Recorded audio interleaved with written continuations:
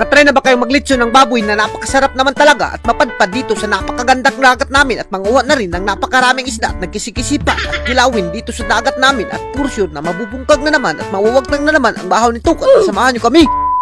Ngayong araw guys, dahil dugay-dugay na tayo hindi nakabalik ng dagat at medyo kumanda na rin panahon kaya babalik na tayo ng dagat. At speaking of dagat, siyempre hindi mawawala yung mga baon natin. At speaking of baon, talagang yung kamuti at saging lang talaga yung baon natin dahil napakasarap naman talaga dalhin sa dagat. As you can see naman si Akul Amar guys, naghilak na siya, nagpaypay dahil sobrang aso naman talaga. At sa puntong ito, dahil wala kaming naisip na sudan, bigla naming nilitson si Arthur. Pasensya ka na Arthur dahil ikaw yung naisipan namin na litsonin. At ayan ang as you can see naman guys, napakasarap naman talaga ni Arthur kapag nilitson mo. At si Fernando nga pala yung naglitson dito. At siyempre tinabangan na rin natin at napakalisod naman talaga maglitson dito at sobrang init ba. Kasi si naman si Arthur guys, medyo mapula-pula na at napakasarap na at porsyon na mabubungkag na naman yung bahaw dito kay Arthur. At sa puntong ito, dahil kasama natin yung mga pamilya natin, siyempre magagamit natin yan si Bruno. Sa hindi nakakakilala kay Bruno guys, ito nga pala yung van na binili namin na 1.5 million ang halaga at napakasaya naman talaga namin nung nabili namin to. At as you can see naman si Bruno, hindi ka talaga magmamahay kapag sumakay ka dito dahil bihira ka lang makakita ng van na may pertahan sa likod. As you can see naman guys, napakasinaw pa talaga ni Bruno. At siyempre yung mga kagamitan natin, dadalhin natin at ikakarga natin dito kay Bruno. At ayan, kung nakikita nyo naman guys, yung lechon si Arthur inapas na talaga dito at pinutos na sa karton na napakasarap naman talaga. At ayan na, kinarga na nga si Bruno kay Arthur. At siyempre dahil nagugusla at nagugutom na tayo kaya ready na tayo bumiyahe. At ayan ang as you can see naman guys, ang bibiyahean nga pala namin na dagat at dito lang sa amin at napakaganda naman talaga at napasok ka lang dito sa may lugar namin na napakasarap naman talaga. As you can see naman guys, hindi namin namalayan, nandito na pala yung makasama namin, naghuwat na. At siyempre siniguro natin pag-alsa si Arthur dahil baka mabasa at maging parat-parat yung lechon natin na napakasarap naman talaga. At kinarga na nga namin sa pambot dahil medyo taob ngayon at talagang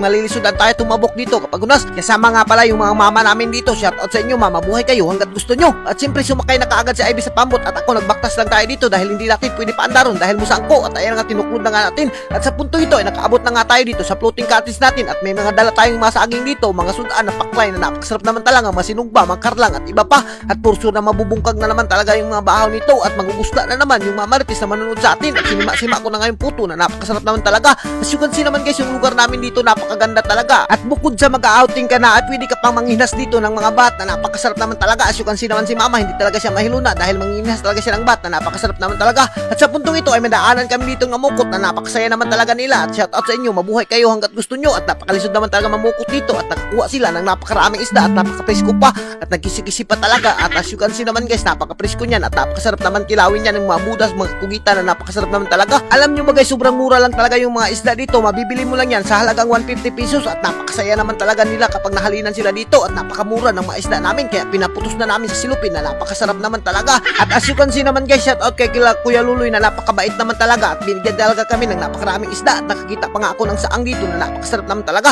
At sa puntong ito, hindi na tayo nagpadugay-dugay ay hinauan na natin yung mga isda at sinuban na natin, napakapresko talaga dahil kikilawin natin yan. As you can see naman guys, naghiwa-hiwa na nga rin sila ng malamas dito dahil napakarami ng mga kasama namin dito at tinabag-tabangan na namin yung paghinaw ng mga isda para mapadali yung mga pagkain namin dito na napakasarap naman talaga dahil nagugusla at nagugutom na kami. At speaking of nagugusla, kaya sinima-sima ko na ngayong karlang dito na napakasarap naman talaga. At as you can see naman yung kinilaw, tinemplahan ko na at initsa na nga yung suka dahil nagugusla na yung mga mama natin na sa kakatanaw sa likod dyan.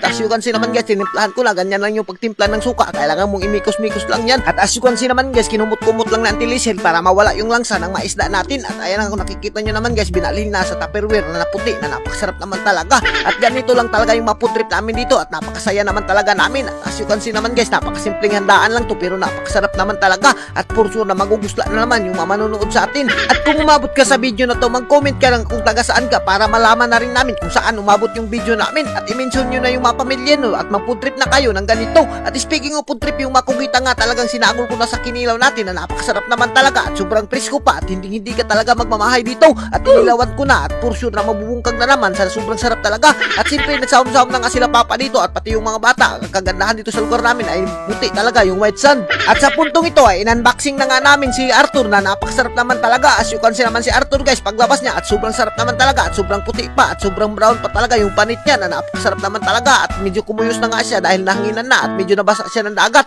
At sa puntong ito ay nag-ampo na nga kami dito para bigyan pa tayo ng maraming blessings. At as you can see naman si Ivy guys, yan ay nag-ampo dyan. At sa puntong ito ay tinadtad na nga si Arthur at hindi na nga pinasaylo at ako'y nalungkot talaga kay Arthur dahil nagkagutay-gutay na yung katawan niya at hindi na talaga nila pinasaylo. At as you can see naman guys, nagkagulyang na nga yung mga kamay namin dito at siyempre nagpakahi lang tayo dito para makaboylo tayo pagkain dito at nagugusla na kasi ako at nagugutom na talaga. At as you can see naman guys, medyo nawawagtang na yung bahaw dito at ayan na kasi Ivy, hindi niya na nga rin yung pinasaylo si Arthur at binirhan niya na at sima niya na. Alam nyo ba guys, napakasimpleng food trip lang talaga dito sa lugar namin at karang palitsun-litsun lang pero napakasaya at napakasarap na talaga. At kung nakikita nyo yung lugar namin dito guys, napakaaliwalas at nakaka-relaxing talaga at sobrang natatanggal talaga yung stress mo dito. At hanggang dito na lang kami guys, at kung giganahan ka sa video namin ay huwag mo nang kalimutan i-like and i-share yung mga video natin para mas